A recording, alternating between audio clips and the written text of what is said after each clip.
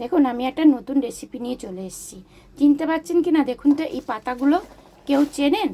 এই পাতার নাম হচ্ছে খারকুল পাতা। এই খারকুল পাতা আজকে আমি আপনাদেরকে রেসিপি দেখাবো।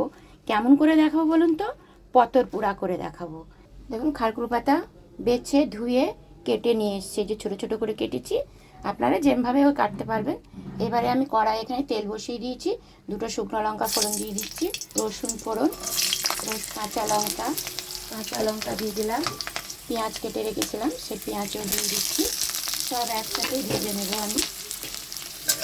পেঁয়াজ, কাঁচা লঙ্কা, শুকনো লঙ্কা, রসুন সব আমি একবারে ভাজবো। আর তার মধ্যে আমি একটু দিয়ে দেবো কালো জিরে। কালো জিরেটা প্রথম দেওয়া উচিত ছিল, আমি ভুলে গেছি। দিচ্ছি আমি কালো জিরেও দিয়ে দিলাম। এবারে সবকে আমি ভালো করে ভেজে নেব।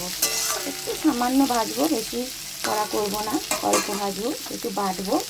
আর এর সঙ্গে আমি দিয়ে দিচ্ছি হলুদ। আমি কাঁচা হলুদ আর দেবো না, একবারেই হলুদ দিয়ে দিলাম। দিয়ে দিচ্ছি স্বাদ মতন একটু চিনি দিয়ে দিচ্ছি। এবারে স্বাদ মতন নুন দিচ্ছি। নুনটা বুঝে শুনে দেবেন, কারণ হচ্ছে শাক অল্প হয়ে যাবে তো, তাহলে কিন্তু নুন হয়ে যাওয়ার চান্স থাকে। আপনারা বুঝে শুনে দেবেন। এবারে আমি একসাথে সব কিছুই ভেজে নেব। এবারে দেখুন আমার একটু ভাজা ভাজাও হয়ে এসেছে, আর বেশি ভাজবো না। এবারে আমি পাতাগুলোও এর মধ্যে আমি ভেজে নেব। দেখুন পাতাগুলোও আমি ছেড়ে দিচ্ছি, পাতাগুলো ভেজে নেব। দেখুন পাতাগুলো আমার ভাজা হয়ে গেছে, খারকুল পাতা সব ভেজে নিয়েছি। এইবারে আমি বেটে নেব। কে কে খারকুল পাতা ভালোবাসেন অবশ্যই কমেন্ট মাধ্যমে জানাবেন। আর এবারে আমি বেটে নিয়ে আসছি। দেখুন আমার পাতা বাটা হয়ে গেছে, এই দেখুন বেটে এনেছি পুরো শিলে। এরকম শক্ত করে বাটতে হবে, মিষ্টিতে বাটলে জলজলে হয়ে যায়, যেটা আমি শিলে বেটে এনেছি। এবার এখানে আমি একটা প্যান বসিয়ে দিয়েছি, এর মধ্যে আমি একটু সর্ষের তেল দিয়ে দিচ্ছি। সর্ষের তেল দিয়ে এর মধ্যে আমি একটু কলা পাতা দিয়ে দিচ্ছি। দেখুন কলা পাতাগুলো আমি বাজার থেকে কিনে এনেছি, কিন্তু কলা পাতাগুলো একটু লালচে লালচে হয়েছে, তাতেও হয়ে যাবে, অসুবিধা নেই কিছু। এই দেখুন একটু লালচে লালচে হয়ে গেছে, তাই আমি একটু এদিক ওদিক করে বুলিয়ে নিলাম। সর্ষের তেল আমি অল্প একটু সর্ষের তেল দিয়ে দিচ্ছি। সর্ষের তেল দিয়ে আমি মেখে নেব, কারণ হচ্ছে এর মধ্যে আমার সব কিছু দেওয়া আছে, আর কিছু দিতে লাগবে না। এবারে আমি বসিয়ে দিচ্ছি, দেখুন আস্তে আস্তে করে এইভাবে তুলে তুলে বসিয়ে দেবো। একে বলে পাতা পোড়া।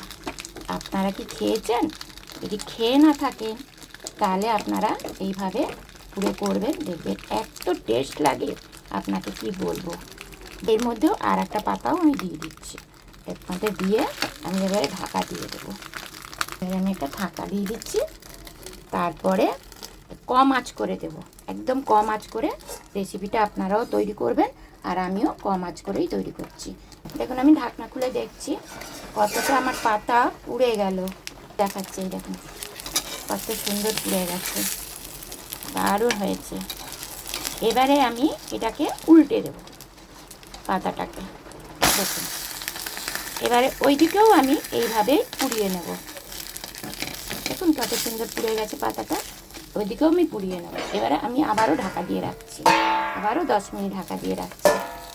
দেখুন 10 মিনিট পর আসবো। এবারে আপনাদেরকে আমি খুলেও দেখাচ্ছি, এরকম কত সুন্দর হয়েছে। দেখুন পাতার মধ্যে কিছুই লাগে হয়নি, এই পাশে একটু একটু করে লেগেছে। এই দেখুন কত সুন্দর পুড়েছে, দেখেছেন?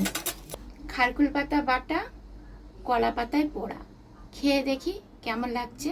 সকলেই তো খেয়ে বললো খুব ভালো হয়েছে, আমিও খেয়ে দেখি। আপনারাও এইভাবে রেসিপিটা তৈরি করবেন, খেতে দারুণ লাগে। এইভাবেই পোড়া করে খাবেন, দেখবেন। আমি করেছি বলে যে ভালো লাগছে তা না, কিন্তু আপনারা একবার হলেও বানিয়ে দেখবেন বাড়িতে, কত সুন্দর লাগে খেতে। আমি এর আগে খেয়েছি, এবারে আপনাদেরকে আমি প্রথমে দেখাচ্ছি, খেয়ে দেখি।